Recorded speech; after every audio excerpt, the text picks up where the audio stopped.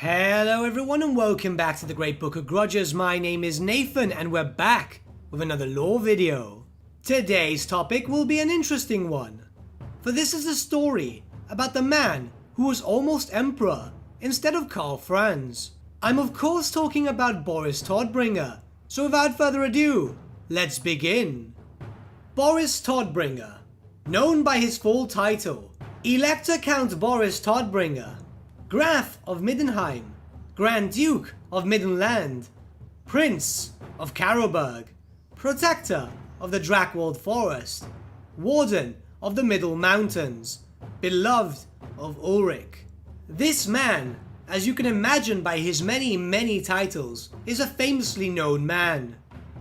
Tales of his heroic deeds have spread far and wide throughout the Empire and beyond. But before we look into the story of this mighty man, let's briefly look into his family history. The Todbringer bloodline spreads far into the timeline of the Imperial nation, being a line of fine warriors and noble blood, with ties to the famous Bildhofen bloodline, with the Bildhofen bloodline having the blood of many prestigious men, such as the late Emperor Magnus the Pious.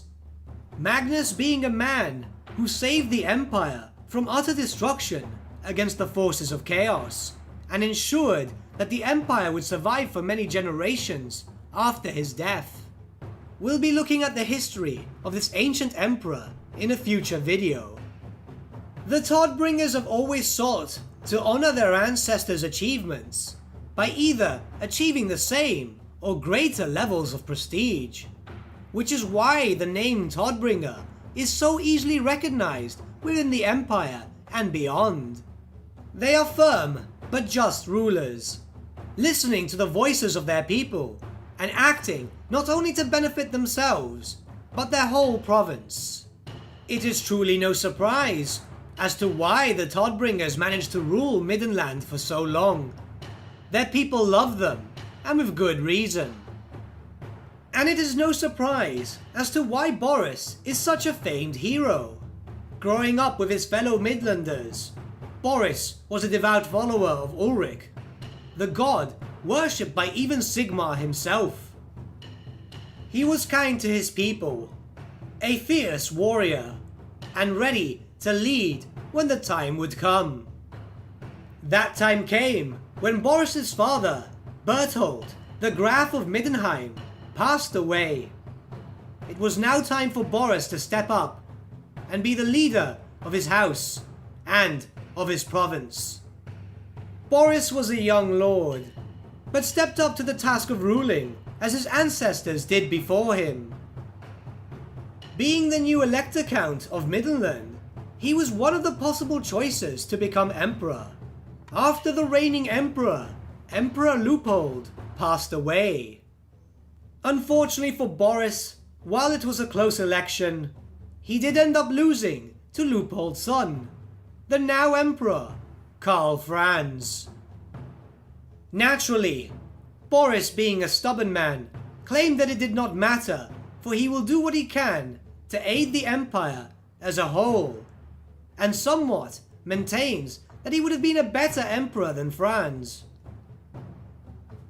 Since then, there has been a cooperative but strained relationship between Boris and Franz, with the Count of Middenland often refusing orders from the Emperor himself. Mind you, this happened in various provinces, as various Elector Counts often ignored the Emperor's will, if it could be helped.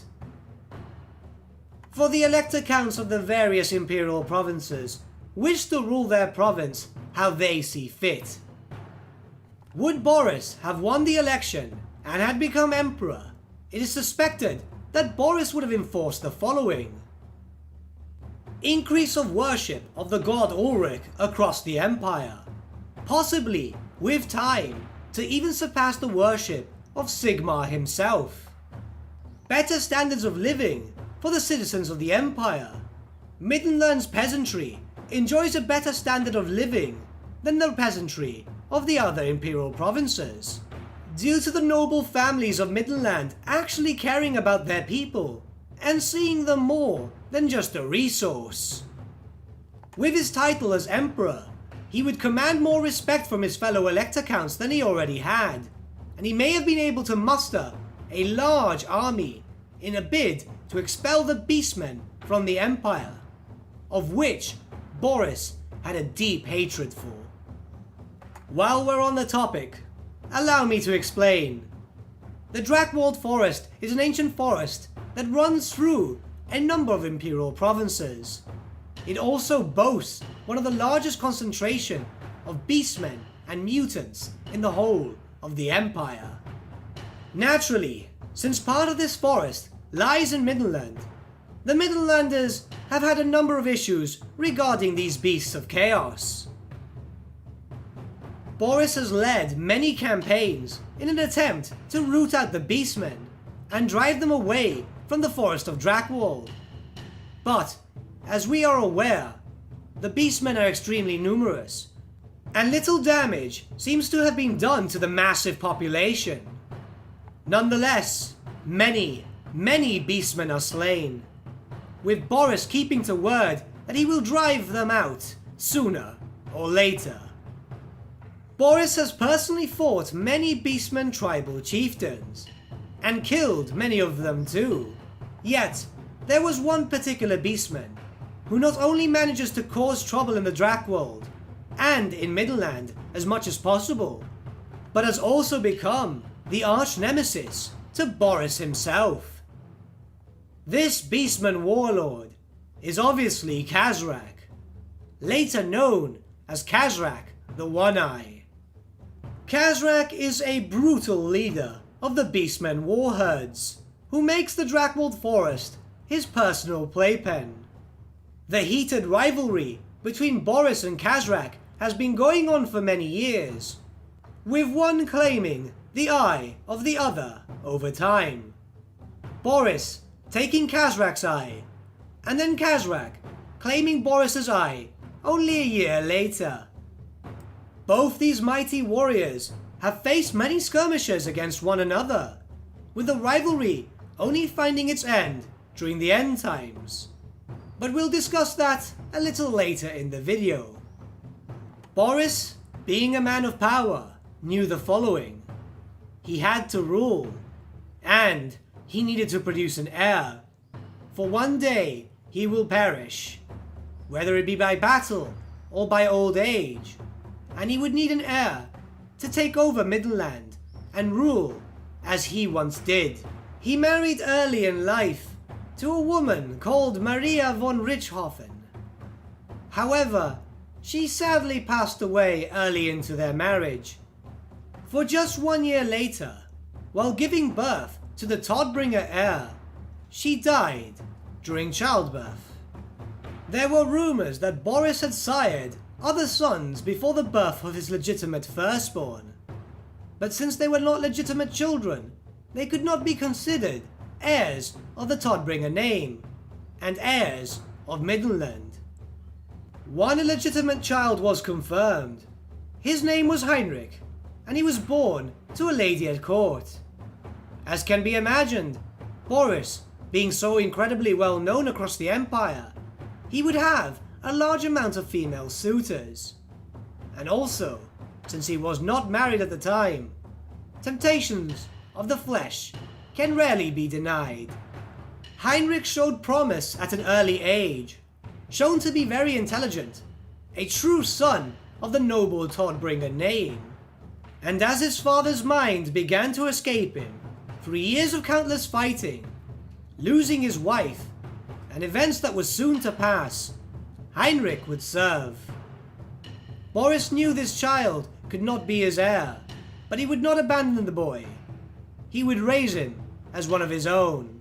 The child would be taught the ways of Middenland, and serve as an advisor for both Boris, and hopefully in the future, for the unfortunate son, Stefan. Stefan was the first true heir of Middenland. He was the son of Boris and Maria. The child that ended his mother as he made his way into the world. Stefan, the one true heir of Middenland, was born an invalid. Idiotic, underdeveloped, he was prone to fits of rage, and citizens of the court would often compare him to a mad dog instead of a person. Nonetheless, Boris declared that Stefan, his second-born child, but his first-born legitimate child, would be his heir, as tradition dictated. The child would be taught how to be a noble, even if the odds seemed impossible. Boris, clinging to what little hope and sanity that he had left at this point, sought to find a cure for his mentally deranged son. Hoping that before he were to pass, Stefan would be whole, and Middenland would be safe under his rule. Doctors were sought out from all over the known world. All who tried failed. Hope seemed lost, until a doctor from the city-state of Miragliano would arrive. Luigi Pavarotti, also known interestingly enough as Herr Doctor, would be asked to tend to the child. Amazingly, the child seemed tame when around Luigi. Not in any way normal, no. Comparable to that of a well-trained pup, rather than a ravenous dog. The child seemed to be getting better, and Boris, for the first time in what seemed to be ages, was happy and cracked a smile. Although many guessed that the child would never be what was considered to be normal, and maybe even in the back of Boris's mind he believed this too, Boris still stood behind his choice of Stefan being his heir. In his grief due to losing his wife, and his official heir being as mentally stable as a hound that has not been fed for days, Boris took to the ladies of the court, with the ladies of Middenland being all too eager to have a chance of becoming the wife of the Elector Count. In his acts of debauchery, Boris sired yet another child, the beautiful Katerina. Many lay claim to her beauty. She had many suitors, but once again, she was not a legitimate child, so she was not an heir to her father. Yet Boris would raise her, all the same. The princess, as the common folk called her, was universally loved. She was no princess, no, but her people thought her to be, and that's all that mattered to them. They would treat her as if she were a rightful heir. She was kind and beautiful. She was a Todbringer in their eyes. Nobles across the empire sought her hand in marriage. She was not a legitimate heir of Middenland, no, but she was the last of the Graf's blood. Surely there was a way to lay claim to the province once the Graf eventually passed on. Despite the innumerable amounts of nobles courting her, no suitable man was found. It might be because the princess inherited her father's strong will and tenacity, and only wished to marry a devoted follower of Ulrich and a mighty warrior. Around this time, Boris also remarried. Annika Elise Irse, daughter of Baron Werner Nixe, of the province of Nordland, would be Boris's new wife. The marriage only lasted 10 years, and sadly, did not produce any children. The timeline does get a little crossed with events like these, but moving on. Both his sons Heinrich and Stefan mysteriously died. Many believe this may have been the work of a chaos cult. Some look towards Herr Doctor with suspicion. The Doctor had a famous appetite and an immense skill at the medical arts, which made many people believe that he may have served another, more rotting, yet loving god. But this could never officially be proven. Boris sunk into a deep depression, of which none of the land had ever seen. His advisors took advantage of this, as it seemed the Graf could easily be swayed to further their own political agendas. The province of Middenland was seeing its darkest days yet, a darkness that would unfortunately never see an end. The end times were coming. The hordes of chaos were swarming across the whole world. Cities fell, nations destroyed. The Chaos Gods had chosen a champion, Archaon the Ever-Chosen, and the world would bend to his knee. As the world fell and the armies of chaos crushed all resistance, Boris firstly named his nephew, Wolfram von Todbringer, as his heir. He marched out to defend his now dying lands, to defend his people, to defend the Empire. For the short years of the end times, Boris fought, eventually leaving his beloved city in the hands of Voltan, the Herald of Sigmar. Boris had a score to settle. Boris knew that if the world was to end, Khazrak, his arch-nemesis, would fall before he did. In his madness he fought Khazrak. The simple yet powerful Beast Lord was behind all this. Maybe, just maybe, killing him would save this world. Maybe there was hope.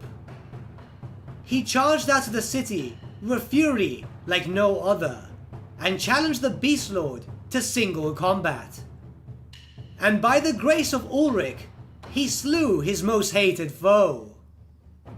His victory was short, however, as the onlooking beastmen, enraged that their leader had been slain, the beastmen then tore Boris to pieces. Boris Todbringer did not stop the end times, as you know, but at least Khazrak, the scourge of Middenland, and his arch-nemesis finally lay dead. And with that, my friends, we've come to the end of our lore video. Thank you so much for watching. I do apologize for the late posting today. It has been a bit of an issue.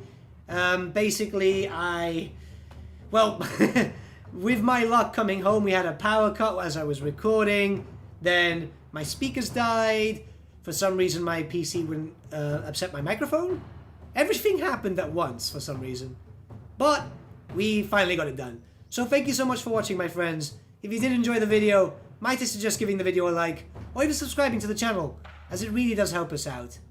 Once again, thank you so much for watching, and I'll see you all again very, very soon.